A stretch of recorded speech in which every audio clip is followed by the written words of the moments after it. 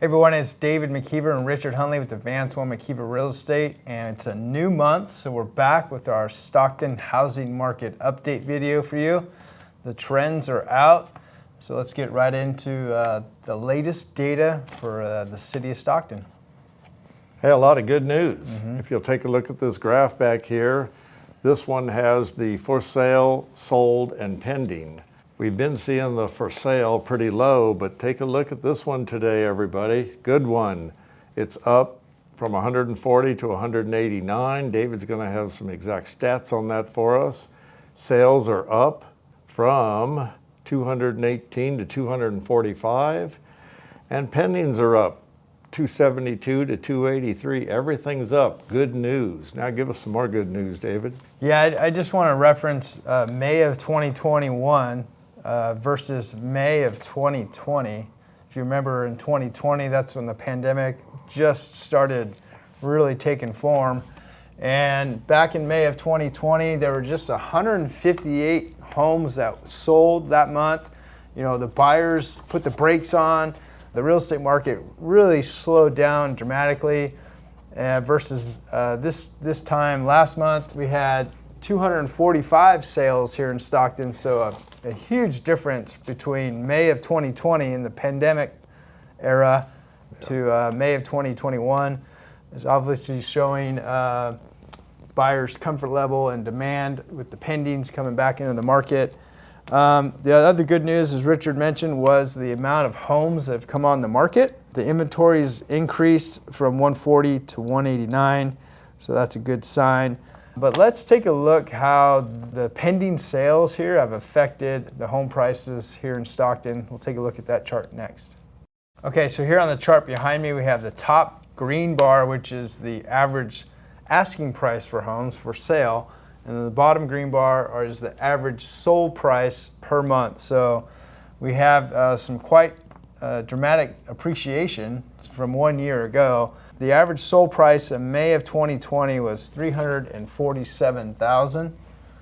And now in May of 2021, we're at $437,000. And folks, that's almost a 26% increase in housing here in Stockton on the average sold price, which is, like I said, a pretty dramatic increase. That might be a little too much too fast. Yeah.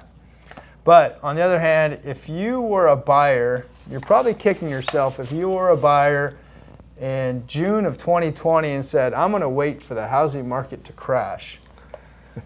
And you're still waiting. And you're still waiting. But I want to congratulate the folks who did intend to take advantage of the historic low rates and bought a house last year, because you are already sitting on some nice equity. So pat yourself on the back for that one. Yeah, in 1 year. That's pretty good. 1 year.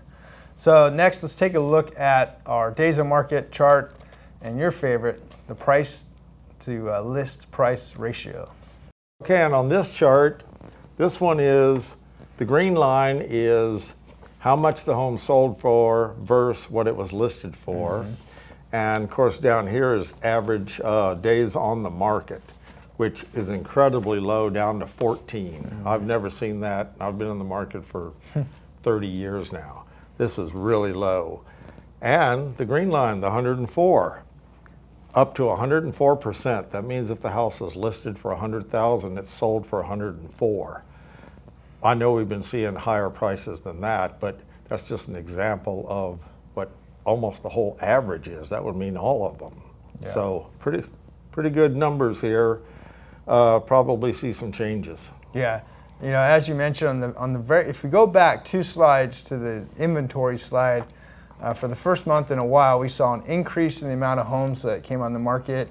Yeah. And if that trend continues, which I anticipate it's going to, the more homes that we see on the market, this days on market will this days on market should reverse the trend and slowly come back up to more normal levels. Homes won't sell as fast because there'll be more homes for buyers to choose from. So, and might not sell for as much over full price because there's a few more to choose from. Yeah. So as we see more homes, we're going to get back more to, I think, normal trends. These are kind of an anomaly at the moment. Speaking of anomalies, I want to go back 15 years to show you guys what it looks like when we're in a true housing crash. We've had a lot of questions lately of when's the housing market going to crash.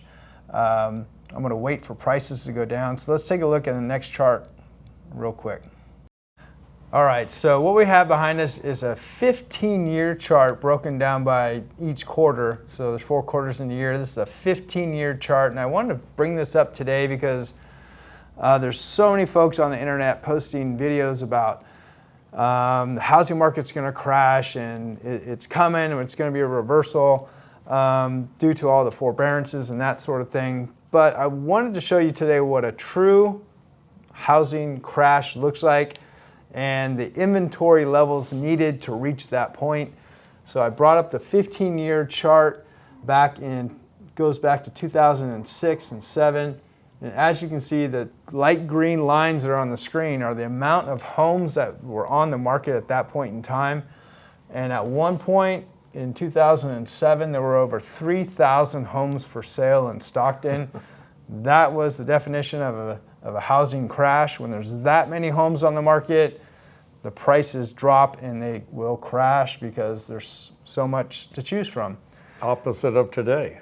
That's the way around. Exactly right. Complete opposite today. Let's look at where that green line is today. And it's this little itty bitty green line right about there.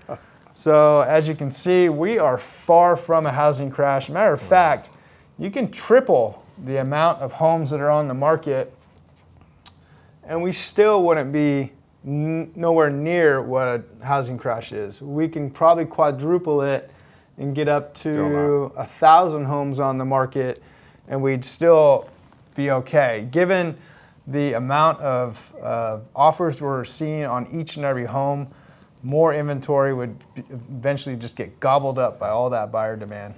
The old adage still holds, supply and demand.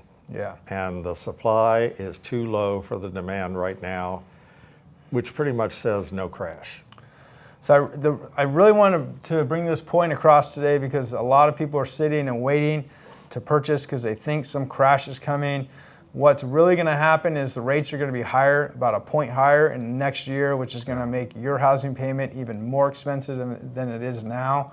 So waiting is not the answer, in my opinion. That's just my opinion, where I think it's headed. But I'd like to know what you guys think. So please make a comment on my video down below. And I think that about ends it for today. So I think so. We'll see you back next month for more wonderful housing data for the city of Stockton. Thank you so much for watching.